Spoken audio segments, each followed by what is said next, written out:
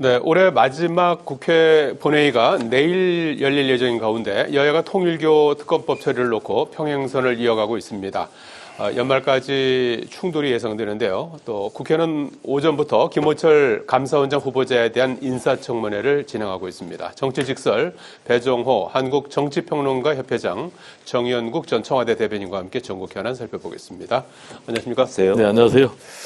자, 먼저 이제 이른바 3대 특검 수사가 이제 모두 이제 종료가 된 거죠. 그렇습니다. 오늘 김건희 특검이 이제 180일간의 수사를 이제 종료하고 수사 결과를 발표했습니다. 한마디로 현대판 매관 매직이었다. 김건희 여사, 김건희 씨가 영부인 신분을 이용해서 인사공천에 개입했고, 윤 대통령이 정치 입문할 때부터 정치 공동체였다. 이렇게 밝혔고요. 그러면서 이제 김건희 특검이 이제 66명을 20명을 구속하고 66명을 이제 재판에 넘겼습니다. 그래서 수사하는 과정에서 민주당 관련 통일교 의혹은 수사에서 이제 수사 대상이 아니라고 이제 하면서 이제 하지 않아서 논란이 일기도 했는데요. 오늘 김건희 특검 수사 결과 어떻게 평가할 수 있을까요? 전체적으로 보면은 공과 네. 그리고 또 빛과 그림자가 공존한 그런 수사 결과가 아닌가 이렇게 평가를 하고요. 그렇지만은 전체적으로 보면 매우 긍정적인 성과가 굉장히 많았다. 이렇게 개인적으로 평가를 합니다. 전체적으로 긍정적이다라고 평가를 하는 이유는 만약에 이 김건희 특검이 없었다면 과연 김건희 여사를 구속시킬 수가 있었겠는가, 그리고 기소해서 재판에 넘길 수 있었겠는가라는 측면에서 이 김건희 특검 수사 결과를 긍정적으로 평가를 합니다. 결과적으로 지금 우리나라 헌정사상 전직 대통령 부부가 동시에 기소가 돼서 이제 재판에 넘겨진 것은 처음이고, 역시 이제 같은 맥락에서 대통령 부인이 재판에 넘겨진 것은 처음인데, 윤석열 정권, 윤석열 검찰이었다면은 결국은 김건희 여사는 무혐의 처리를 받았을 것이다. 그리고 기소 처리도 되지 않고 결국 뭐 무죄로 계속 남아 있었을 것이다. 이런 이제 말씀을 드리고, 잘 알겠지만 대표적인 사건이 도이치모터스 주가 조작 사건 아니겠습니까? 제3의 기관에서 수사를 받았고 결국 검찰이 무혐의 처리했는데 김건희 특검에 의해서 지금 기소가 됐고 재판을 받고 있기 때문에 저는 유죄가 확실시 된다. 이렇게 말씀을 드릴 수가 있고, 또 명품백 사건도 검찰이 무혐의 처리했는데 이것도 특검이 이제 기소해서 재판을 받는다. 라는 말씀을 좀 드리고, 또 여러 가지 매관 매직 사건도 그대로 묻혀버린 사건인데 지금 재판에 넘겨졌고, 특히 이제 한학자 통일교 총재 같은 경우 과연 김건희 특검이 아니면은 기소를 했겠는가? 그리고 친윤, 원조 친윤이죠. 그리고 윤석열 정권의 핵심 검사 출신 권성동 1억을 받은 혐의로 지금 구속 기소돼서 재판에 넘겨졌는데 이런 일들이 모두 불가능한 것들을 특검이 했다라고 말씀드리고, 다만 이제 이 김건희 특검이 수사 과정에서 강압 수사 논란에 빠진 게 있죠.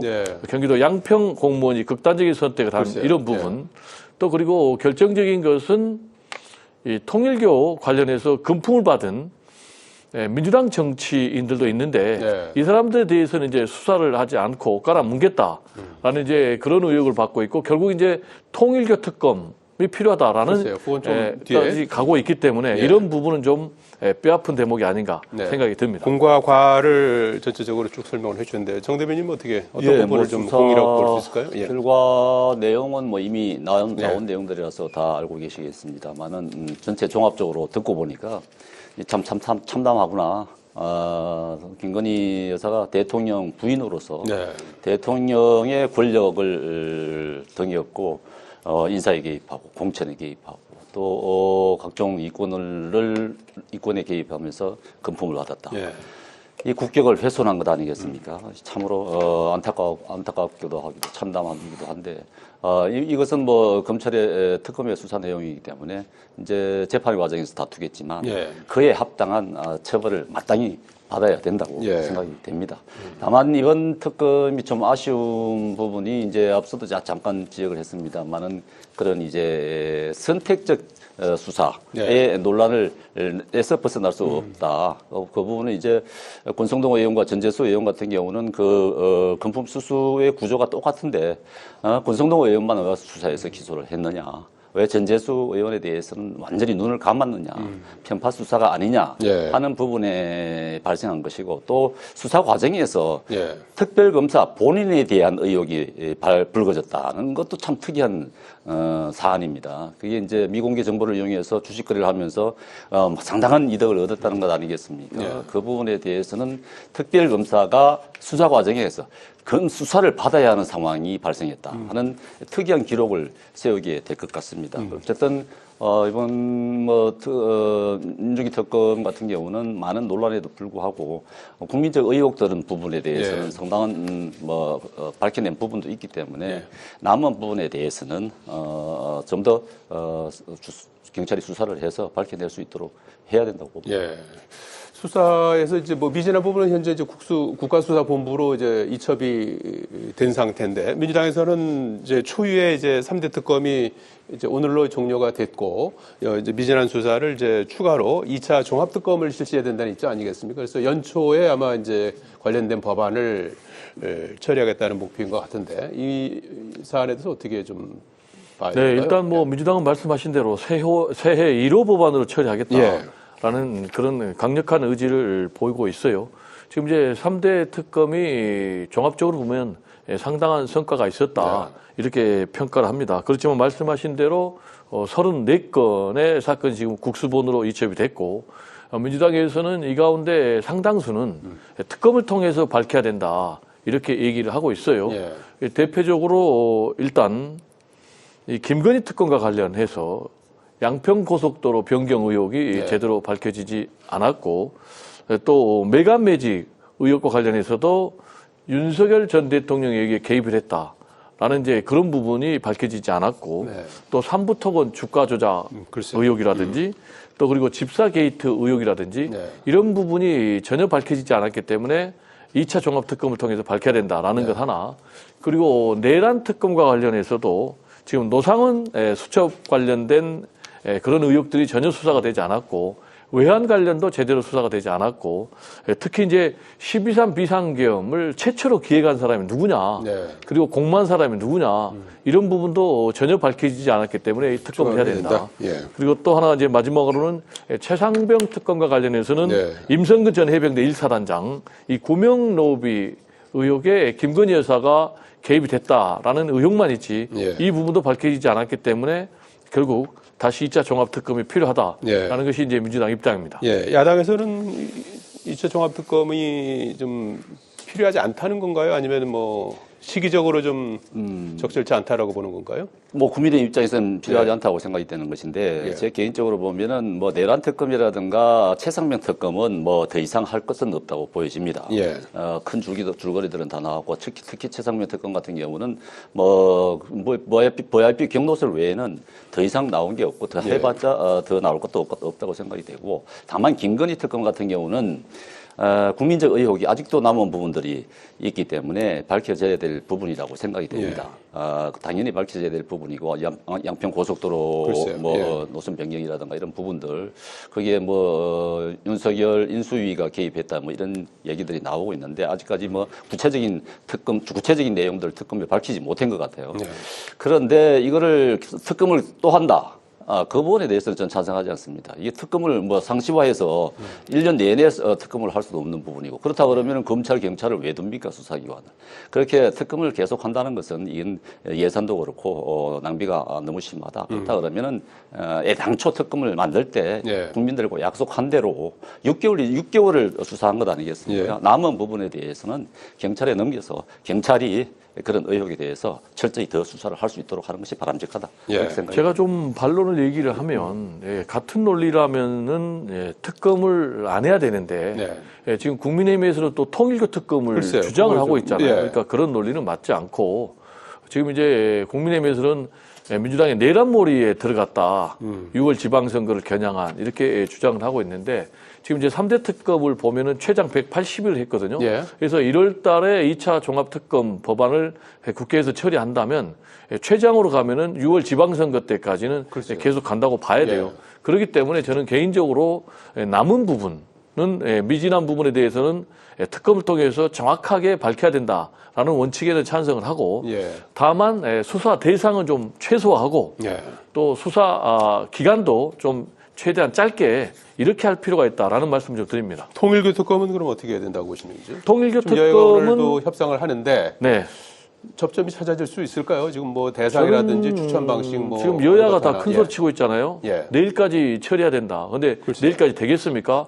특검 추천권을 누가 갖느냐라는 부분도 다르고 수사 대상을 어디까지 할 거냐가 다른데 지금 이제 민주당 같은 경우는 특검 수사 대상을 신천지까지 하자라는 그런 입장인데 신천지 수사를 하게 되면은 만약에 거기서 유죄로 밝혀지면은 국민의힘은 이제 위헌정당 해산까지 가야 되는데 과연 받겠는가? 그래서 제가 볼 때는 이 통일교 특검이 서로 정치적인 주장 공방만 있지 현실화되기는 굉장히 어렵지 않을까 이런 생각도 좀 듭니다. 예, 통일교 특검이 현실화되기는 좀 어려울 것 같다 이렇게 전망을 해주셨는데 통일교 특검은 반드시 해야 되는 것이죠. 이것은 뭐 여당 민주당이 즉시 출범시키자고 했잖아요. 그런데 뭐 지금 시간을 늦추면서 요야무야 시키려고 하는 의도인 것 같은데 그렇게 해서는 안 되는 것이고 이 통일교 특검과 관련해서는 민주당이 더 많은 이득을 볼 것인지 야당이 더 많은 이득을 볼 것인지 알 수가 없어요. 여야 의원들이 다 연관된 그런 사안이지 않습니까? 그렇기 때문에 이 부분에 대해서는 민주당이 애당초에 하자고 했던 부분 자신이 있기 때문에 했던 부분 아니겠습니까? 그렇기 때문에 이 부분에 대해서는 뭐 논란의 여지가 없는 것 같아요. 특검에 대해서 특검을 하자고 하는 부분에 대해서 여자가 다 동의하는 부분이고 단지 이제 추천을 누가 하느냐 그리고 대상을 어디까지 범위를 어디까지 하느냐 이런 거잖아요. 그러니까 민주당에서 신천지까지 포함하자 이거 정경유착 특검으로 하자 이렇게 하는 것인데 이것은 이 본질을 흐리는 것이라고 봅니다. 지금 당장 통일교와 관련해서 통일교가 어느 정도의 여야 의원들에게 정치권에 로비를 했느냐, 그리고 어떤 부정부패가 있었느냐 하는 부분을 가리자는 것인데 여기에 신천지까지 해서 정경유착을 하자. 이것은 너무 광범위한 것이고 하기 때문에 그것은 그렇게 주장하는 것은 결국 물타기밖에 되지 않는다. 하고 싶지 않다. 진실을 가리려고 하는 것이 아니라 진실을 덮으려고 하는 것이 아니냐. 이런 생각을 할 수밖에 없는 것이기 때문에 일단 통일교회 중심으로 해서 통일 특검을 하는 것이고 거기에다 더해서 민주주의 특검도 왜 이 부분을 인지를 하고도 수사를 덮었느냐 하는 부분까지 하더라도 6개월 하더라도 시간이 그렇게 많지 않을 거라고 봅니다. 이거 어마어마한 사건이라고 봅니다. 그렇기 때문에 이거는 여야 유불리를 떠나서 국민적 의혹이 당연히 있었던 것이고 국민적 지지가 있었던 것이기 때문에 해야 된다고 봅니다. 이 통일교 특검과 관련해서는 저는 국민의힘만 수용하면 100% 현실화된다. 그런데 문제는 지금 국민의힘이 완전 최근에 들어서 꽁무니를 빼고 있거든요. 첫 번째로 통일교 특검 하자고 국민의힘에서 요구를 했거든요.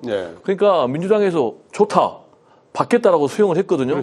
그다음에 두 번째 추천권과 관련해서 민주당에서는 여야에서 한 명씩 추천하자라고 하니까 제3자가 추천하도록 하자라고 국민의힘에서 요구를 하니까 그것도 지금 민주당에서 오케이. 그러면 제3자 변협이라든지 또는 법학자 그래서 그것도 수용을 했거든요.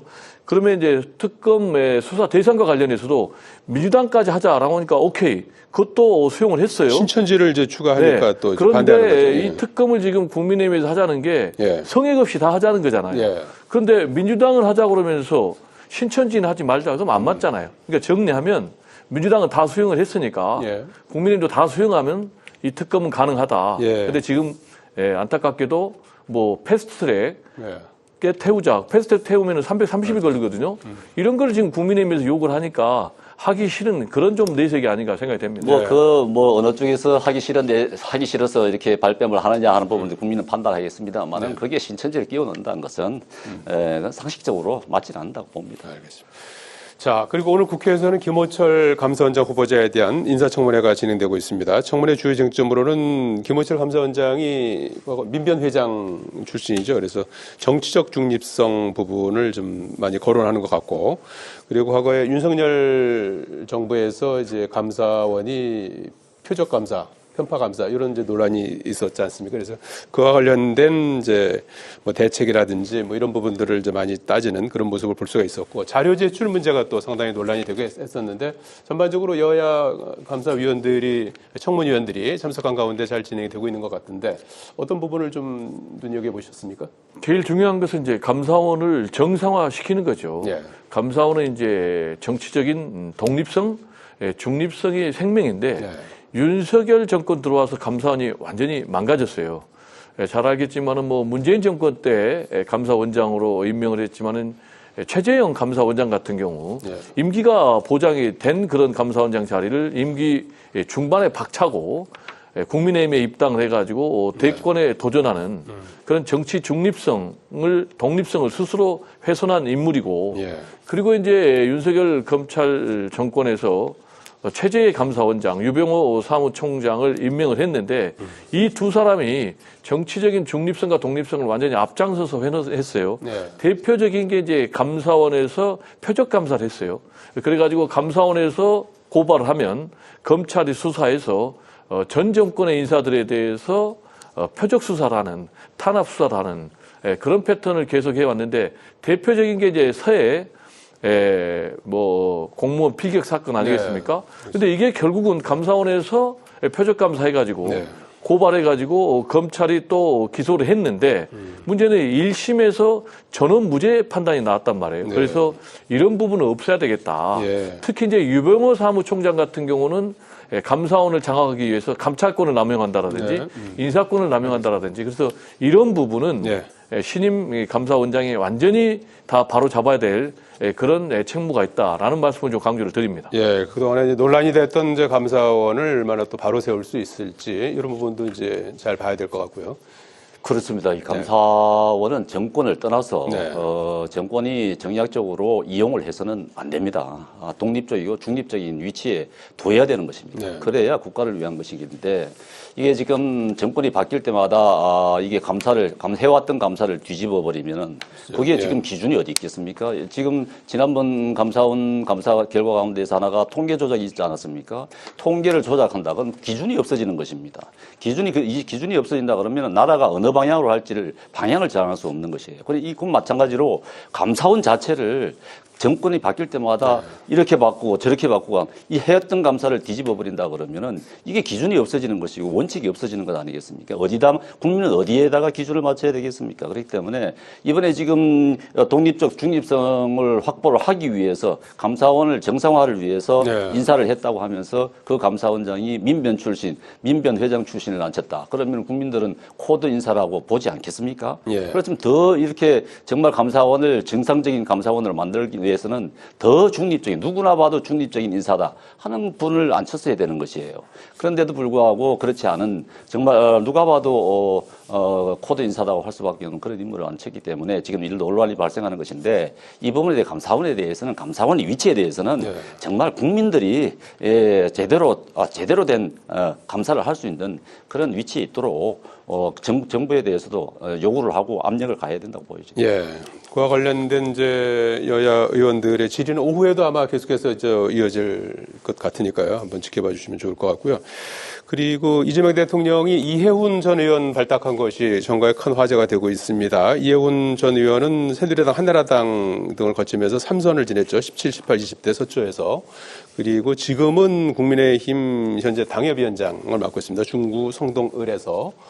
그래서 지금 여야 모두 일부 이제 반대 목소리를 내는 그 논점은 여권에서는 이해훈 전 의원이 탄핵 반대 시위 현장에 참석해서 했던 발언이라든지 이런 부분을 이제 꼬집고 있고 국민의힘에서는 즉각 어제 제명 조치를 했습니다. 그래서 반발이 적지 않아서 향후 이제 임명 절차까지 상당한 논란이 있을 것 같은데 그 발탁 배경은 뭐라고 보셨습니까?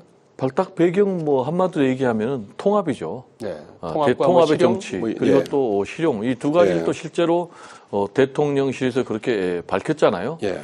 그런 점에서 이재명 대통령은 본인이 이제 중도 보수 기조를 얘기를 했기 때문에 국민의힘 인사 현 당협위원장도 필요하면 데려다 쓰겠다. 네. 통합을 위해서 실용을 위해서 특히 이제 이 기획예산처 예. 이거는 뭐 이재명 정부의 이 재정 방향을 결정하는 새 핵심 또 조직입니다. 출범하는 거죠, 새로. 네, 그렇습니다. 정부에 따라서. 근데 여기에 이제 수장을 앉혔다. 예.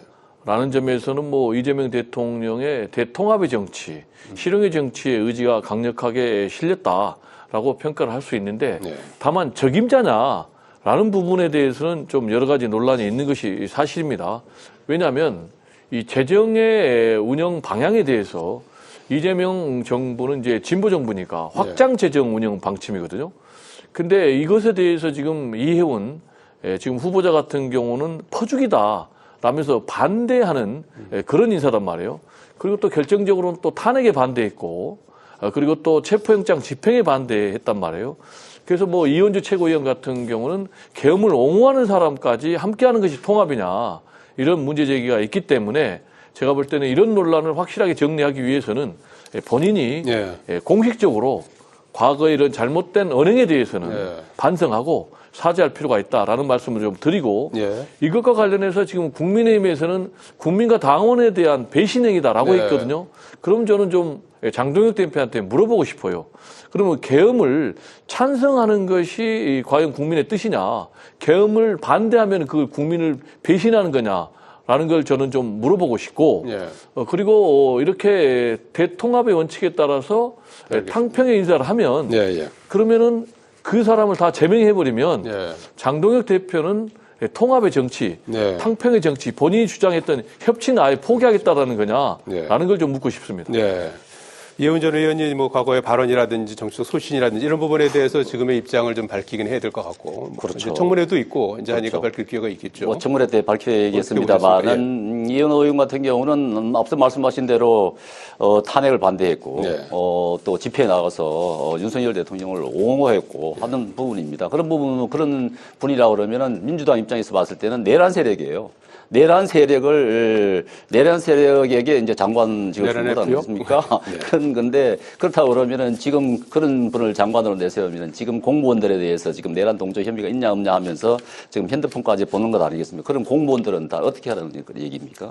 그러니까 이게 앞뒤가 안 맞는 부분이고 더군다나 이현 장관 후보자 같은 경우는 지명자 같은 경우는 이제 기본소 이재명 대통령의 브랜드가 기본소득 아닙니까? 그 부분에 대해서는 경제학을 모르는 분이다. 이렇게까지 얘기를 하는 분인데 그 이재명 대통령의 경제 철학과는 전혀 다르단 말이죠. 그런 분을 대한민국 고관의 열쇠를 줬다 하는 부분에 대해서는 아마도 제가 생각하기에는 그런 점에서 봤을 때 내년 지방선거를 앞두고 우리 보수 지형을 분열시키기 위한 보수 지형을 흔들기 위한 그런 전략적 인사가 아닌가 그렇게 평가할 수밖에 없습니다. 자, 이해운 전 의원을 초대 기획예산처 장관 후보자로 지명한 그 파격 인사의 향후 또 파장 조금 더 좀 이어질 것 같습니다. 앞으로 좀 더 관련한 얘기는 또 다음 시간에 또 해보도록 하겠습니다. 여기까지 있습니다. 고맙습니다. 네, 감사합니다. 고맙습니다.